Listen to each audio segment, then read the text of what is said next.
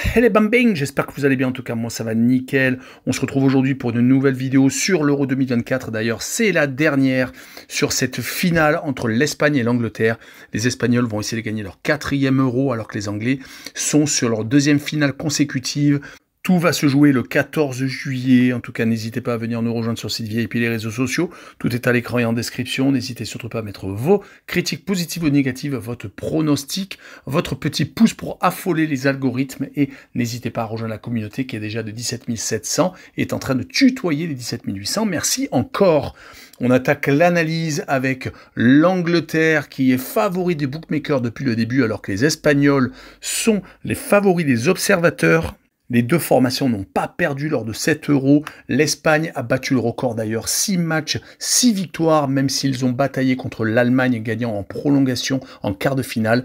Mais comme l'Euro est pour la première fois avec autant d'équipes, l'Espagne est donc l'équipe qui a gagné le plus de matchs consécutifs. C'est historique. Du côté des Anglais, par contre, c'est un peu plus compliqué. Beaucoup de matchs nuls, 2 exactement en phase de groupe et 1 en quart de finale contre la Suisse.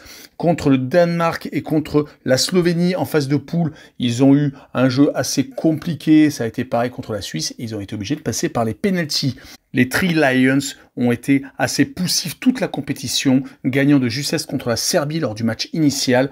Ils ont fini d'ailleurs premier du groupe, mais de justesse. Ils ont ensuite éliminé la Slovaquie en prolongation, marquant sur la dernière action du temps réglementaire pour aller en prolongation sur un retourné de Jude Bellingham.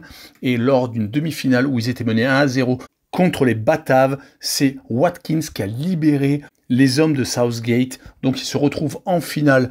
Pas à la surprise générale pour les bookmakers, comme je l'ai dit un peu plus tôt, mais un peu à la surprise générale pour tous les spécialistes football. Mais les Anglais avaient tout de même un tableau plutôt facile de ce côté-là, alors que de l'autre côté, les Espagnols ont eu un parcours beaucoup plus sinueux, éliminant en quart de finale les Allemands et en demi les Français. On rappellera qu'en phase de groupe, ils ont tout de même battu la Croatie et l'Italie et également l'Albanie. Les deux équipes les plus faciles ont donc été les Albanais et les Géorgiens en 8e de finale.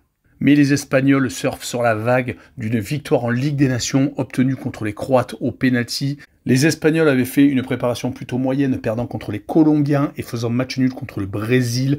Mais ils ont mis la marche en avant lors des 2 derniers matchs amicaux contre Andorre et contre l'Irlande du Nord, se donnant beaucoup de confiance. Et ça a marché car, donc, ils n'arrêtent pas d'enchaîner les succès. Du côté des Anglais, ils avaient fait une Ligue des Nations plutôt moyenne, perdant leur place d'ailleurs dans la Ligue A. Ils vont évoluer dans la Ligue B. Ce serait rigolo qu'ils gagnent l'Euro. Mais rappelons que la dernière édition a donné vainqueur l'Italie, qui ne s'était pas qualifiée pour la Coupe du Monde suivante et qui a été éliminée assez rapidement par les Helvètes en 8e de finale.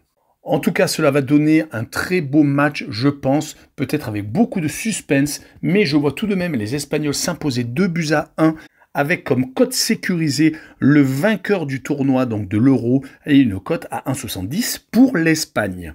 Voilà, on en a fini avec cette vidéo. N'hésitez pas à venir nous rejoindre. Ciao les bambins!